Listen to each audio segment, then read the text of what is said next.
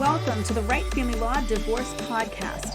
I'm your host, Ellen Wright, attorney, author, entrepreneur, and motivational speaker. This is the Wright Family Law Divorce Podcast. Let's get started. Hi, welcome to episode 18 of the Wright Family Law Divorce Podcast. Today, we have with us Edward Mayhew from Think Counseling Services in Chelmsford, who is a supervised parenting time facilitator. Among other things, he has a pretty robust mental and behavioral health background. He's worked in the education system. He's done a little bit of everything in terms of working with families and youth. And he's just a fantastic resource. And I'm psyched to have him on the podcast today to talk to us about his supervised parenting time practice and what he does in terms of dealing with families, assisting the court, and just the ins and outs of what people can expect in terms of a supervised parenting time situation. So, Ed, welcome. Thank you so much for taking time out today and coming on. Absolutely. Thanks for having me.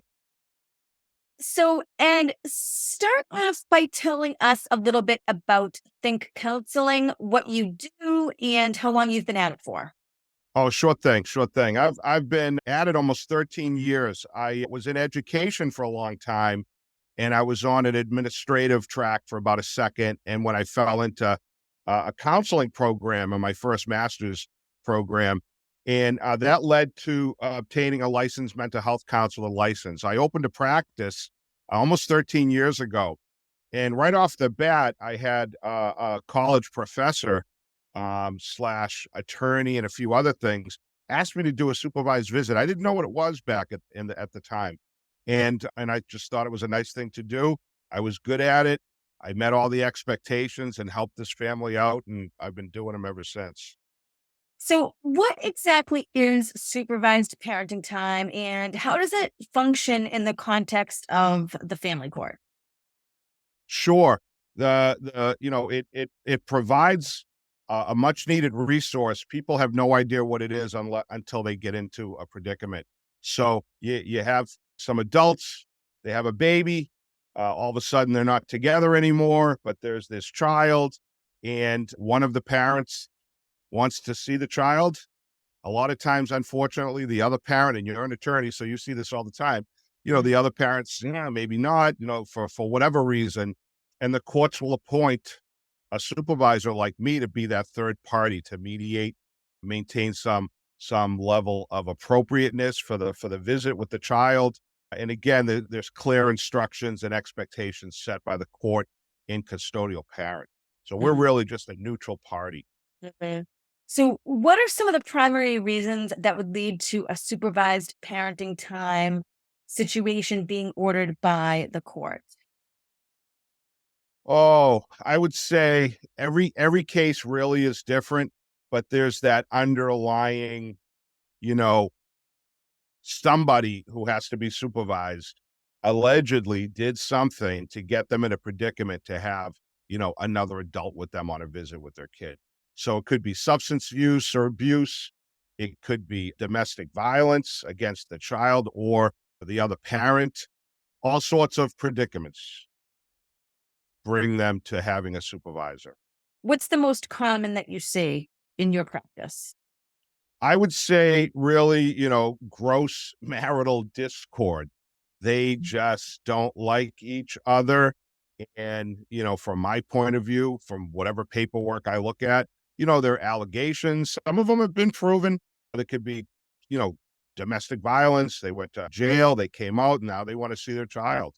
Mm-hmm. So, it's really all about, safety of the other parent, the custodial parents. Sometimes we just do handoffs at a police station and they need a third party to be there for safety. Mm-hmm. What sort of qualifications and training are necessary to provide supervised parenting time services in Massachusetts? Sure. There's no license for it.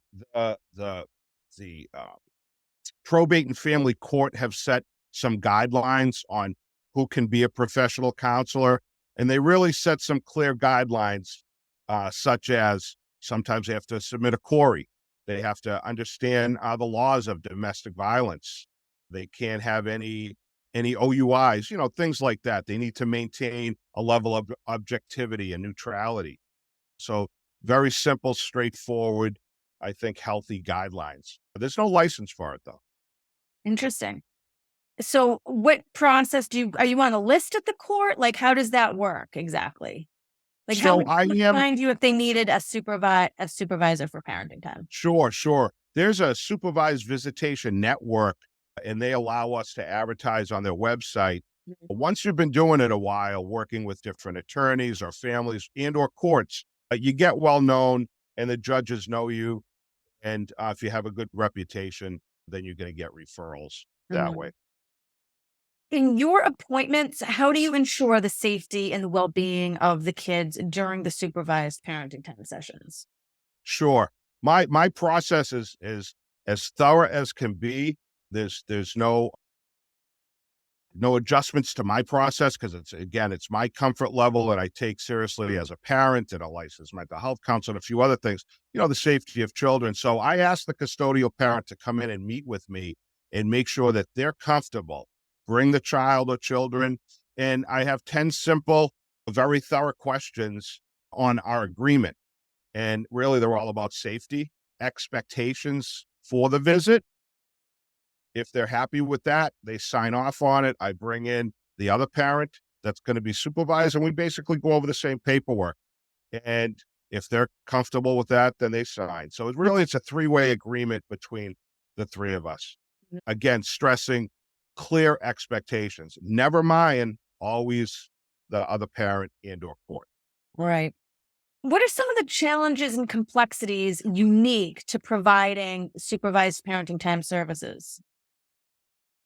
Well, I think the main challenge is maintaining expectations. And I learned early on that, integrity is paramount. There's no second chances on visits with me. I just think that would be silly. So, if Uncle Joe, for whatever reason, is not allowed to show up on a visit and Uncle Joe shows up on a visit, and I use that example all the time, the visit's ended because that parent has lost their integrity, and I'm not about to get myself and or the child or children in a predicament. I've only had to end a few visits, and it's not good for anybody. Mm. What are some of the successful outcomes or positive experiences from your work in the supervised parenting time arena? Really, I first of all, I don't do these to pay the bills, and I think that's Mm. good. It helps me maintain my objectivity and neutrality. I just had one end a month ago. I actually had to go to court, which is unfortunate, but that's their predicament. So I'm along for the ride. And at the end of it, that person did not need my services anymore, and they could visit with their child throughout the week, be divorced, carry on with their life, and raise their kid. I think that's really what it's all about. What are some of the legal or ethical considerations that are particularly important in this field when dealing with these families? Well, I think, no conflict of interest, right? So we Mhm. can't be working for them. I'm not working for a state agency where, we may cross paths. I'm not jaded by any of that. And I think that's Mhm. really important in this type of work. And it's important to be able to really to intervene if there's an issue. I think, this is these are situations where they're very, very black and white. The expectations come my way. It's not about me. It's not Mhm. about my feelings. It's about what the other parent has experienced. And they have that opportunity to put it on their paperwork and Mhm. set those expectations. And the stories are unbelievable, as I'm sure you've seen and heard yourself as a Oh, yeah. I've got plenty of them. I know in a lot of family court situations that require supervised parenting time, when the supervisor writes a report for the judge explaining how the supervised parenting time went, if the parent showed up on time, if they brought snacks, if they engaged appropriately with the child, those reports are really helpful. Do you provide written reports for your clients? So what I've chosen to do is I write very, again, simple black and white notes Yep. after every visit. I don't write a report and I don't predict the future, although most attorneys and judges want that. I'm not predicting the future. So I think, again, somebody who gets in a situation that has to be supervised, unfortunately, they've lost some integrity. So they have to build that back.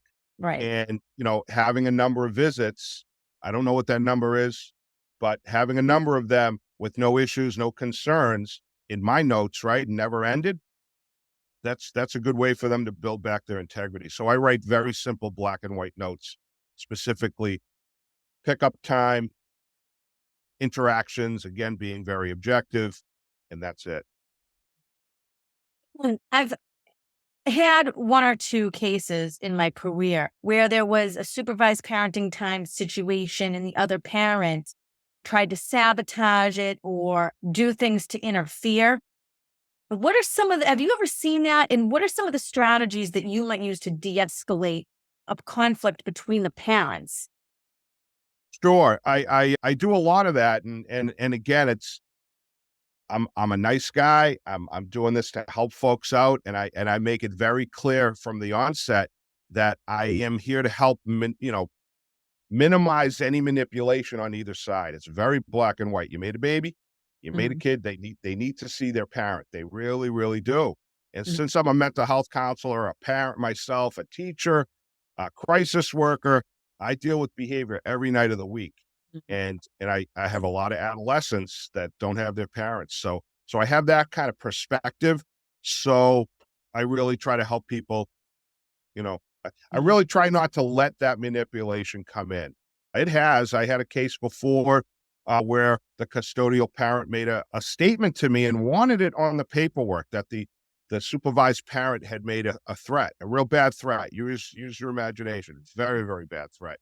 And I said, you want me to put that on this paperwork and set that as an expectation or under security, concerns? And they said, yes. So I set an expectation and said, okay, well, we're going to have a second security person on the visit, off in the backgrounds and the shadows, strictly to maintain safety. And it was very expensive, and they did it. Mhm. I don't know what that means, whether that was a real threat. Maybe it was a manipulation. They were that concerned, but they paid for it. Yeah. It was Mhm, good. I felt good about it. I was an arm lengths away as I am on visits, and this mhm, person was, 3 arm lengths away. mhm. So, yeah, people Was it friends difficult to to, explain the presence of the other person to the child or? no, no, no, no, nobody, no. I mean, the parent knew. They didn't Uh-huh. know who they were. Yep. Think sit in a restaurant somewhere. No, no, the child would never know. Yeah. Right. No. Okay. So documentation, let's sort of go back to that. I know you said you write very black and white notes. There's no sort of robust report with details about every little, game that was played or, snack that was Right. given or anything like that. But in terms of your email communications with the parents, do you three-way email with them? Or if one person sends you a nasty email disparaging the other parent, does that color your judgment? I mean, how do you sort of handle that documentation piece of it with the emails sort of flying back and forth? So all emails are saved, and the other parties aren't, if there's a restraining order, which there usually is, frankly, and a lot of these supervised visits. So I have to respect that. But Mhm. they're all saved, and they all know, again, from the intake, where I'm coming from, and in terms of, I hate to use the word, but transparency. Yeah. It's all out there. There's no manipulation. I'm not letting it in. Right. So yeah, so you know, the emails are saved, documents, both parties get the notes. Yep. Everybody knows what I'm writing about. The supervised parent might not like the notes from a visit. Not their determination. They're my notes, Right. my objective, right? Neutral Right. perspective. So I've Um, never had an issue with that. Never had an issue. They're very simple notes. Talk for a minute about the long-term effects of supervised parenting time on the children. What is that like in your experience? Is it hard to explain your presence there when they meet up with their parent? Maybe they haven't seen the parent for a long time. I mean, what's that dynamic like? I don't know what the long term effects are. I have to be hopeful, and assume that it's good because I did a good service and they got to see their parent, right? And Mhm. but in terms of my introduction, I'm just along for the ride. I'm along to. I mean, the kids know.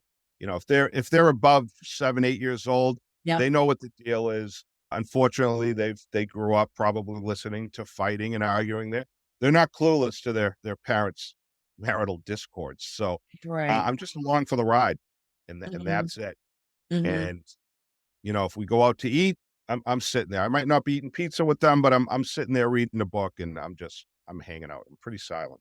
There's Hmm. no there's no chit chat. I'm not chiming in on a conversation. I'm literally sitting there alone. Okay. What advice do you have for parents who are participating in supervised parenting time sessions with the court? Find somebody that you're comfortable with. Find somebody that you trust, and really go into it. I keep saying, minimize the manipulation and the anger. And I tell people flat out, like, you don't have to love that other parent anymore, right? You don't Mhm. have to love them, but you made a baby. And there's some reality check there that says that parent has a right to see their kid. And Right. if they were in prison, they would be visiting with their kid most likely on Sunday afternoons for an hour. Mhm. So I really try to bring it down to very simple, basic terms. Most people get it. Right. How do you address those times when people don't get it and you've got a parent who might be resistant to supervised parenting time? Sure. I mean, there's a couple ongoing right now. I'm just thinking right now, 5 months, 5, 6 months, start and stop. They've heard the spiel. They got to come in, and the custodial parent has done the intake. So waiting on this person who needs to be supervised, and evidently they have money to spend with their attorneys. And for whatever reason, they call, they ask questions, they just dodge it. So Mhm. I don't know what it is, but I got a funny feeling it's back to that marital discord. They just don't. It's all about the adult when it really should be Mhm. about the child. Right. Sad. Really. It is. It really is. It really is. Um, Talk a little bit about collaboration between professionals in the family court system when it comes to the supervised parenting time. Do you talk to any therapists or get involved with probation officers or anybody else with the supervised parenting time? I really don't. I mean, I sometimes have contact with the parents' attorneys, because sometimes they have questions. They might need guidance on the paperwork. Although I think the questions are pretty simple. Some parents have questions on the questions on the intake form, but there's not too much talk. And again, I try to keep it neutral and separate. And frankly, I read the restraining orders, and I'll listen to some I'll listen about some paperwork about their divorce. But people bring in 3-ring binders. Mhm. If you're Mhm. if you're doing a $1 million divorce and supervised visit pops up, I'm not going through cases and cases of paperwork. I'm really Right. hyper aware of my role. Right. I'm not the attorney. Yeah. I'm not the GAL either, right? I'm Right. not Oh, the yeah. GAL. I'm not writing a report. That's the Mhm. GAL's job. Right. So I think really the most often person that I'm going to talk to is a GAL, right? A guardian ad litem or a parent Mhm. coordinator who wants to really hear what's going on. Mhm. Mhm. Mm. What about the latest research and best practices in supervised parenting time? I know you mentioned there's no credentials or licenses or sort of like schooling involved with being a supervised parenting time facilitator, but are there any sort of groups that you're a member of or any like research that you stay abreast of as it comes down the pike with regard to this practice area? I would say that my licensed mental health counseling background and continuing education supports all of it. I'm listed on, I think, every list that there can be in Massachusetts, but again, there's no license that I know of. Mhm. Uh, yeah, Talk a little bit about the difference between supervised parenting time and therapeutic supervised parenting time. Now, you're a mental health clinician, but you don't really blend the two in terms of your practice, right? When you're wearing your supervised parenting hat, that's what you're doing. But do you do any other sort of supervised parenting time services that does integrate any sort of a therapeutic component? Yeah, it's a hot button subject for me because again, excuse me, I'm a crisis worker. I do family work. I do a lot of couples work, a lot of family work. And I would love to see, especially high conflict cases that come down the pipeline, you know, that really, I guess I'm going to say it, that therapeutic reunification counseling could be part of supervised visits that are coming down the pipeline because people aren't set up. You have an 8-year-old that hasn't seen a mom or dad for, a year and a half. And it Right. was an ugly divorce and all the adults in the room know about it. And Right. now all of a sudden, somebody like me is going to show up on a visit at a pizza place for an hour. Right. It almost feels unethical. Yeah. I would love to, I would love to hold a group training for judges or court people. If they want to hear about it, I'll give them my experience. But I mean that. I think that could and should be part of supervised visits in high conflict cases. Yeah. I That's an keep it excellent I point. keep it very separate from my think counseling. It's a Mhm. separate agreement, a separate contract. Insurance Right. doesn't cover it. But if it's needed, then so be it. I've never really done a therapeutic supervision session where I'm also supervising, but Mhm. I would think that I would be comfortable, and I believe it's ethical to maybe do some family reunification work first, Mhm. and then go into supervised visits. Right. Yeah. I And guess the lawyers would and the judges would have to agree that, a parent and a child would be able to come together in a therapeutic setting, right. right? And Right. then and maybe there's some guidelines to that, and then we do, however many sessions we think is needed, and then we go out and play for 2 or 3 hours a Yeah. week. No, it would be an amazing hybrid model because the problem right now is that there's such a shortage in therapists, let alone therapists who are trained in reunification, right? Yeah, Just I know. any sort of garden variety therapist, you can't find them. Um, and so to have a reunification therapist who's also willing to do supervised parenting time and have that sort of segue in transition, it would just really be such an immense benefit, I feel like, to high conflict families when kids have been estranged from their parents.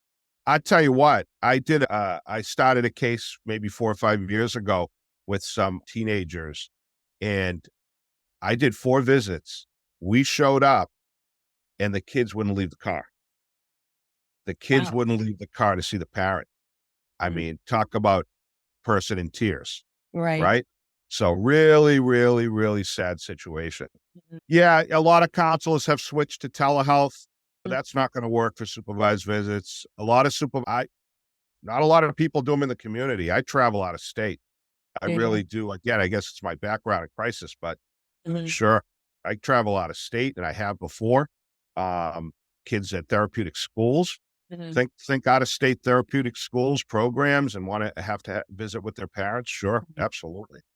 Now, of course, Chelmsford is only really 20 minutes from New Hampshire. So when you say out of state, where are you talking about, New Hampshire or other New I've England? traveled to Maine. I've Okay. traveled to Maine. Yep. There's been opportunities to go to Florida because parents are out of state. Wow. That's very, very complicated situation. Sure, Mhm. sure. Yeah. The need, it's sad, Ed. I mean, it's not going away. If anything, it's growing, you know. Um, now, what resources are available to parents who are seeking supervised parenting time services? So I'm a parent, right? I haven't seen my son in some time. I'm just starting to get my feet wet, getting back into the supervised parenting time. Maybe my son is a little ambivalent about coming with me. Maybe not. I come to you and I'm like, hey, what else can I do? Are there any other resources for me to use to get this ball moved down the court so I can get my unsupervised time? Yeah, I mean, I unfortunately, or fortunately, I shouldn't say it that way, but most people in that predicament are probably going to have an attorney, Mm. and that child is with the custodial parent. who a lot of times is not sitting there saying, "Oh, sure, take take take take our son for the weekend."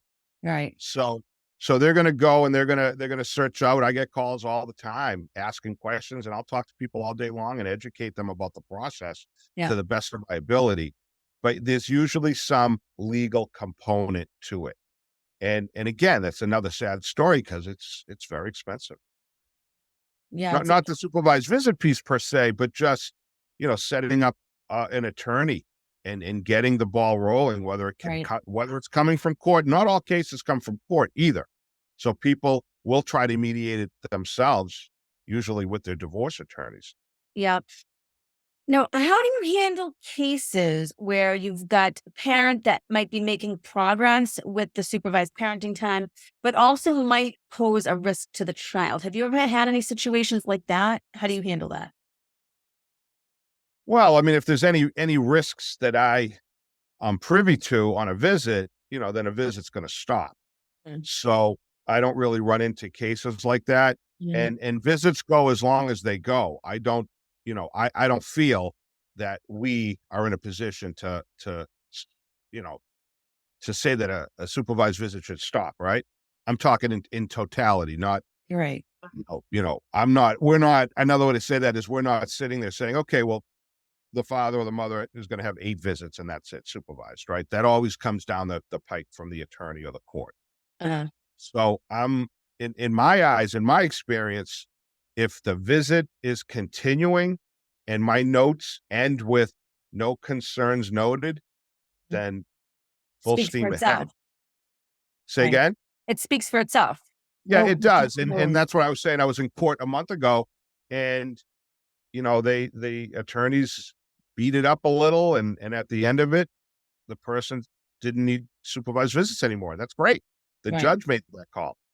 Right? So they brought back in my eyes, that parent brought back their integrity by some long-term visits and no concerns noted, and that was it. That's a good feeling. Recommendations do you have, if any, to improve the way supervised parenting time is facilitated and coordinated in Massachusetts? I would love for judges when they write their orders Mm. to really make a point that everybody needs to play nice. And what I mean by that is, setting a visit.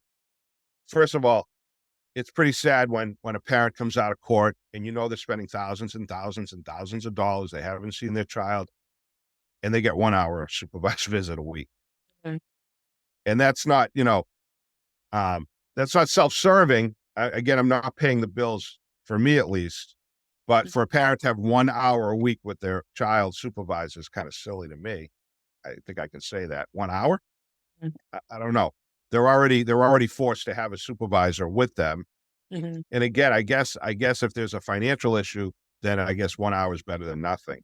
But I would wish that courts would put some verbiage in for flexibility because sometimes it's Thursday at 10 a.m. when most parents are working and they can't take a day off. It feels to me like a setup for failure. Mhm. So flexibility in all parties. Not every supervisor can do a Saturday afternoon or a Friday at 4 o'clock with rush hour traffic. And now the person's getting charged with, all sorts of travel time. Oh, Right. yeah. So flexibility and scheduling, I think is huge. It's paramount. That's Mhm. a big issue that I Yeah. see. Right. How do you adapt your approach when you're working with children of different age groups during your supervised parenting time sessions? So that'll happen often. There'll be a 6-year-old and a 12-year-old. Sometimes, I've had supervised visits up to 3 kids. I won't really do more than 3 kids, and that's a lot. So I will set an expectation for either a second supervisor to work with me Mhm. or or set, if I may, and both parties have to agree to it, that we're going to have it in maybe my office Mhm. so that I'm not chasing a 6-year-old down the hallway Oh, when yeah. I have to leave that's a nightmare. So Three I kids never under get my age 12 is a lot to manage. I mean, there's no question yeah. about it. Yeah, and there's an ethics thing I think with that. So I have done that before. Or if the visit is at the parent's house, I'll set an expectation with everybody saying, we're going to hang out in the living room, dining room area, and that's Yeah. it. Nobody's going off to the second floor or anything like that. And Right. again, you have to be very cognizant of that. Can you share a few success stories about situations where your services have had a really positive impact on families? Well, it's I don't get a lot of postcards in the mail down the road. Thanks for your time when I was 12, right? So I don't know if I can answer that. I mean, I think really the best way to answer that is to say those times when people say, "Hey, I'm all set. I don't need your services anymore." And Yeah. that's really what it's all about. Yeah. Have Really you what had any it's repeat customers where people have to go back on supervised time? I haven't. I have not. That's good. That's good. It is. It is good. I know that you don't charge a lot for your services, and you spoke to how your background is in the mental health, the behavioral health, working with families, working with at risk youth, the crisis work. So I know that you get a lot of personal fulfillment out of doing supervised parenting time. Do you feel like you get more fulfillment out of doing the supervised parenting time or more your clinical work? I like it all. I without sounding silly, I like to say that I do the supervised visits in a philanthropic way. I do charge a nominal fee just to keep the lights on. I do have an in-person practice as opposed to everybody else who got rid of their very expensive offices. Yeah. But I really don't like telehealth. So, but my satisfaction is really just helping parents. They need to see their kids. The kids need to see them, I should say, right? Right. But no matter what predicament they got themselves in, and it's a nice thing to do. I became a counselor to be a better teacher. I was Mhm. a vocational teacher for 20 years, big, loud, rough and tumble vocational arena, and can't tell you how it made me make teaching easy. Yeah. So it's all good for me. It's all great satisfaction. Uh-huh.